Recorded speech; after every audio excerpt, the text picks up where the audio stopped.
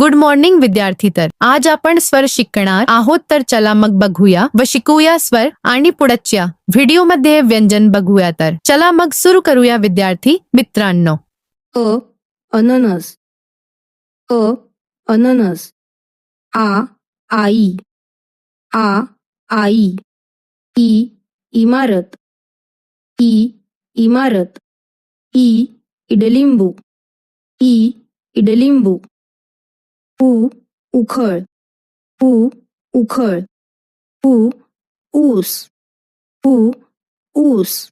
ए एडका, ए एडका.